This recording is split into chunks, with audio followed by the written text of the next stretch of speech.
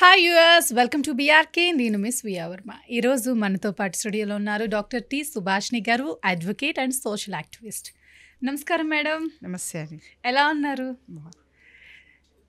ఒక వ్యక్తి చదువు రాని రైతు దగ్గర 5 లక్షలు అప్పు తీసుకున్నాడు. తీసుకున్న వెంటనే ఈయన దగ్గర తీసుకున్నట్టు నోటీసులు, అవి నోట్స్ ఉంటాయి కదా, అవి ప్రామిసరీ నోట్స్ క్రియేట్ చేసేసాడు.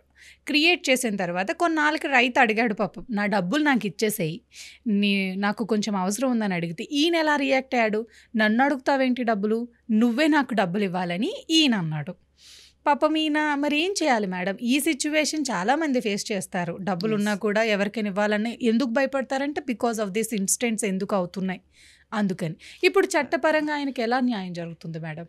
ఇప్పుడు అంటే దీంట్లో ఒక చదువురాని వ్యక్తి అని అనుకున్నాం కాబట్టి దాదాపు అంటే పాతగా ఇప్పుడైతే చాలామంది చదువుకున్న వాళ్ళు కొంతమంది ఉన్నారు, రైతులైనా కానీ చదువుకున్న వాళ్ళు ఉన్నారు. ఎప్పుడైతే మనం చదువు రాదు అన్నామో అతని దగ్గర నుంచి అప్పు ఒక వ్యక్తి తీసుకున్నాడు. తీసుకున్న తర్వాత తీసుకునే ముందు ఇతను ఏమన్నా ప్రామిసరీ నోట్స్ కానీ ఏదైనా చిన్న కాగితాలు కానీ ఏదైనా దాని మీద సంతకాలు పెట్టుకున్నాడా లేదా అన్నది చాలా అవసరం. ఇప్పుడు ఇంకో వ్యక్తి ఇతనే అంటే రైతే తీసుకున్నట్టుగా ప్రూవింగ్ చేయడానికి ఒక ప్రయత్నం చేస్తున్నాడు, కేసు వేయడానికి ప్రయత్నం చేస్తున్నాడు, నాకే అతను ఇవ్వాలి పైసలని. సో ఇచ్చిన వాడు ముద్దాయి అయిపోయాడు అసలు మొత్తం. అంటే ఏంటిది నా పరిస్థితి అన్న విధంగా ఒక ట్రామాటిక్ కండిషన్కి వచ్చేస్తారు. డెఫినెట్గా it is a traumatic condition. Okay, మనము చట్టాలు ఏం చెప్తున్నాయి, న్యాయపరంగా న్యాయాన్ని పొందే వ్యక్తి కోర్టుకు రావాలి. జనరలైజ్ మీకు ఇది చాలా కీలకమైన పాయింట్ నేను చెప్పేది. న్యాయం ఎవరికైతే కావాలో వారు మాత్రమే కోర్టుకు రావాలి. ఎవరి మీద అయితే మనం కేసు వేస్తామో అతను అపోజిట్ పర్సన్గా కోర్టుకు వస్తారు. ఇప్పుడు ఉన్న సిచ్యువేషన్స్లలో ఎలా అయిపోయిందనంటే ఎవరైతే ఇంకొకరిని హింస పెట్టాలనుకున్నారో వాళ్ళు కోర్టుకు ముందు వస్తున్నారు. లబ్ధి అంటే ఇంజస్టిఫికేషన్ చేద్దామనుకున్న వాళ్ళు తొందరగా కోర్టుకు వచ్చేస్తున్నారు కొంతమంది. సో దీంట్లో మనం గమనించాల్సింది ఏంటంటే రైతుకు ఏ విధంగా ఆ డబ్బు వచ్చింది, ఎలా పర్సన్ ఉన్నా సరిపోతుంది, విట్నెస్కి పర్సన్ ఉన్నా సరిపోతుంది. హౌ ఎర్నింగ్స్ ఎలా పొదుపు చేసిండు, ఇన్స్టాల్మెంట్కి ఇచ్చిన అంటే అప్పుడప్పుడు ఇస్తే ఇంత అమౌంట్ అయిందా లేకుంటే ఒక్కసారి ఇచ్చిండా అన్నది చాలా ప్రాముఖ్యత వహిస్తుంది. ఎందుకంటే అబౌట్ 20,000 ఎప్పుడైతే అమౌంట్ బయటికి ఇస్తున్నారో that is accountable to the tax also, income tax డిపార్ట్మెంట్కి. సో ఇవన్నీ ఒక ఎత్తు. ఇతనికి న్యాయం కావాలి, రైతుకి ఒక పేదవాడు అంటే అన్యాయం కావద్దు అని అనుకుంటే అతనికి ఉన్న సర్కమ్స్టాన్సెస్, అతనికి ఉన్న చుట్టుపక్కల అతనికి ఎన్ని ఎవిడెన్సెస్ సేకరించవచ్చు, అతని దగ్గర ఎంత గవాయి ఉన్నది, ఆ గవాయిలను ముందు పెట్టుకుంటూ ఒక అడ్వకేట్ని మాట్లాడుకొని అంటే అతను కనుక ఇన్కమ్ స్టేటస్ అంటే బిలో ద పావర్టీ లైన్స్ ఉన్నారా అట్లాంటి వ్యక్తులకు లీగల్ సర్వీసెస్ అథారిటీ అడ్వకేట్ని కూడా ఇస్తుంది. సో అడ్వకేట్ని కూడా పొందొచ్చు అతను. ఒకవేళ ఈ వ్యక్తి ఎవరైతే రైతు మీద కేసు వేస్తే రైతు ఇతని మీద కొట్లాడడానికి రెడీగా ఉండాలి. ఓకే, అర్థమైందా? సో అక్కడ ఏంటంటే చాలా అంటే పవర్ఫుల్గా మన ఎవిడెన్సెస్, సాక్ష్యాలు అన్నది చాలా పవర్ఫుల్గా ఉండాలి, చూపించే విధంగా ఉండాలి కోర్టుకి. ఎందుకంటే మాట ద్వారా కోర్టుకి అది చెల్లదు. So there should be lot of evidence to be gathered and produce before the honourable court అన్నట్టు. ఆ గ్యాదరేషన్లో అడ్వకేట్ యొక్క చురుకుదనము, తెలివి కళ్ళ తత్వంతో కేసు గెలిచే అవకాశం కూడా ఉంటుంది. ఎందుకంటే రైతు తన సంతకాన్ని అంటే చూసి నేనే అప్పు తీసుకున్నానైతే సంతకం పెట్టాడు ఎంత వ్యక్తి అయినా కానీ. కాబట్టి ఇతని పట్లనే, రైతు పట్లనే న్యాయం జరిగే అవకాశాలు చాలా ఉన్నాయి. కానీ సమయస్ఫూర్తితోని చాలా తెలివి కల్లగా మనము ప్రదర్శించి మనకు న్యాయం ఏ విధంగా జరిగితే బాగుంటుందో అన్నది కానీ అడ్వకేట్ దగ్గర కూర్చొని కులంకుశంగా మాట్లాడాలి. చాలామంది దగ్గర టైం ఉండదు. అడ్వకేట్ దగ్గర బయట అన్నీ కొట్లాడతారు, బయట చాలా టైం వేస్ట్ చేస్తారు. కానీ అడ్వకేట్ దగ్గర వచ్చేసరికి టైము సార్ అంతా మీరు చూసేసుకోండి అని అంటారు. It is not like that.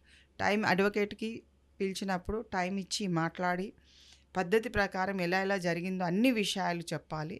So డెఫినెట్గా ప్రామిసరీ నోట్లో మాకైతే తెలిసిపోతుంది అది అబద్ధమా అది కరెక్టా అన్నది. డ్యూ టు అవర్ అంటే ఎక్స్పీరియన్సే కావచ్చు ఒక అడ్వకేట్గా, లేకుంటే మేము చదువుకు వాల్యూ అంటే మేము చదువుకున్న చదువులో ఆ సబ్జెక్టుకు ఉన్న నాలెడ్జ్ కావచ్చు, ఏ విధంగానైనా కానీ వాళ్ళు చెప్పేది నిజం అబద్ధమని తెలిసిపోతుంది. కొంత స్టడీ ఆఫ్ పర్సన్స్ అబిలిటీ అన్నది కూడా మన దగ్గర ఉంటుంది. కాబట్టి ఆ ప్రామిసరీ నోటు కానీ చెక్స్ కానీ ఏ విధంగా ఉన్నా కానీ ఇక్కడ ఒక తప్పు జరిగిందన్న విషయం మాత్రం పసిగట్టచ్చు.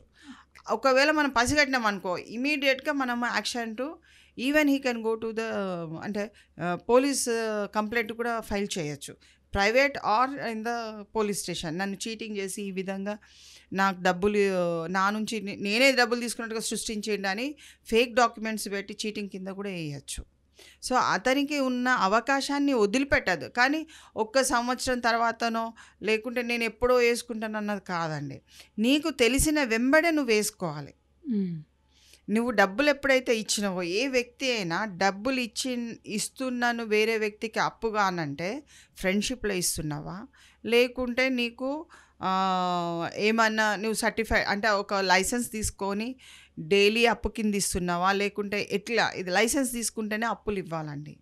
అది మెయిన్గా గుర్తుపెట్టుకోవాలి.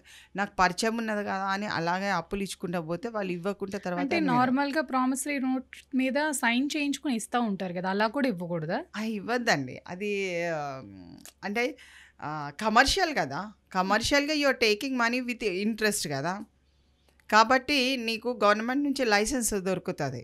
ఈ డైలీ డబ్బులు ఇవ్వడానికి లైసెన్స్ ఉంటుంది, ప్లస్ చిట్టీలు వేయడానికి లైసెన్స్ ఉంటుంది, ప్లస్ నువ్వు అప్పు ఇవ్వడానికి కూడా లైసెన్స్ ఉంటుంది.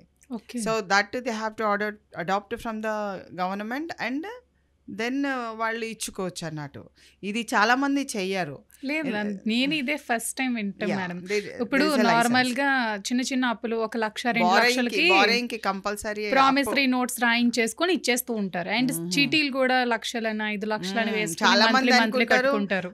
నేను కోట్లో వేసుకుంటే గెలిచిపోతాను, వీటి సంగతే చూడొచ్చా అనేది చాలా ధీటుగా ఇంకా కొంచెం హైప్లో చెప్పేస్తుంటారు. సో అడ్వకేట్స్కి తెలుసు అదేంటిదో సంగతి. కానీ కొట్లాడాలి కాబట్టి బోత్ ద పార్టీస్కి అడ్వకేట్ ఈజ్ రెస్పాన్సిబుల్గా తీసుకొని, ఎవరి పిటిషనర్ అయినా రెస్పాండెంట్ ఇద్దరికి అడ్వకేట్స్ ఉంటారు కాబట్టి ఇద్దరు బలంగా కొట్లాడతారు, దానిది ఏం లేదు. So advocates are main source of energy. కాబట్టి ఇక్కడ రైతు ఎప్పుడైతే చదువుకోలేదన్నప్పుడు ఆయనకు బలంగా సాక్ష్యం ఉన్నప్పుడు ఆయనే సాక్ష్యాన్ని నిరూపించుకోవడానికి ప్రయత్నం చెయ్యాలి. ఓటమిని తొందరగా అంగీకరించద్దు. అడ్వకేట్తో చాలా చర్చించి ఏ విధంగా మన కేసు గెలవడానికి కావాలో ఆ విధమైన చర్యలు తీసుకొని ఉంటే డెఫినెట్గా గెలుస్తారు.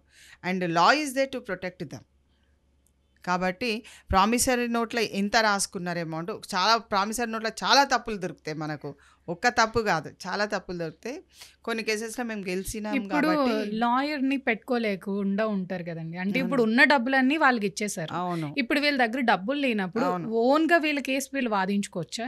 లేదు, గవర్నమెంట్ మనకు లీగల్ సర్వీసెస్, జిల్లా లీగల్ సర్వీసెస్, ఉచిత న్యాయ సలహా కేంద్రం ఉంది. మనకు లీగల్ సర్వీసెస్ అథారిటీ అని ప్రతి కోర్టులో కూడా ఉంది.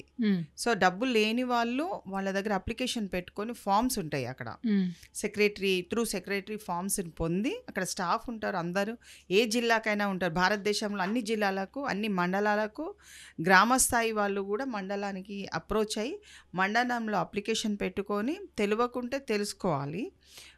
త్రూ దీంట్లో కూడా మన నెట్లో చూస్తే కూడా మనకు తెలిసిపోతుంది. సో లీగల్ సర్వీసెస్ అథారిటీ పేరు మీద ఏ జిల్లాకు ఆ జిల్లాకు వెళ్ళి కోర్టుకు వెళ్ళి అప్లికేషన్ పెట్టుకుంటే వాళ్ళు ఒక అడ్వకేట్ని ఇస్తారు.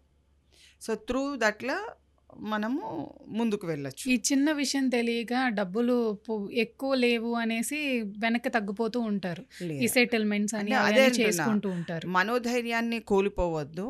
ప్లస్ కోర్టు ద్వారానే, లీగల్ సర్వీసెస్ అథారిటీ ద్వారానే ఒకవేళ ఉభయులు కనుక రాజీకి వచ్చినట్టయితే అక్కడనే కూర్చొని పరిష్కారం చేసుకోవచ్చు. అన్యాయంగా అన్నీ దొబ్బేయాలని అన్నీ చూసా కూడా తప్పండి. ఇప్పుడు ఇచ్చిన వ్యక్తికి న్యాయపరంగా మానవత్వాన్ని దృష్టిలో పెట్టుకోవాలి, చట్టాన్ని దృష్టిలో పెట్టుకొని వాళ్ళ డబ్బులు వాళ్ళు తిరిగి న్యాయపరంగా ఇచ్చేయాలి. వాళ్ళు అన్యాయం చేసేది ఉంటే అన్యాయమైన వాళ్ళు నోరు మూసుకున్నప్పుడు ఇంకా చట్టాన్ని తిడుతుంటారు, వాళ్ళే నోరు మూసుకుంటారు. కాబట్టి అలాంటి వాళ్ళు నోరు మూసుకోకుండా కొంచెం ముందుకొచ్చి చట్టానికి ఈ విషయాన్ని చెప్పుకొని ఒక న్యాయాన్ని పొందగలిగితే అప్పుడు చట్టం పైన ఎక్కువ నమ్మకాన్ని వాళ్లకు కలగజేయచ్చు. నైస్ క్లారిఫికేషన్ సుభాషిణి గారు. ఈ చిన్న విషయం తెలియక ఎంతమంది ఎన్ని డబ్బులు కోల్పోతున్నారు. చదువు వచ్చిన వాళ్ళైతే ఏదోలా తేల్చుకుంటారు, రాని వాళ్ళకి తెలియదు ఇది చెయ్యాలి అని. మీరు ప్రతి ఒక్కరికి అర్థమయ్యేలా చెప్పారు అసలు. Thank you so much Subhashini గారు.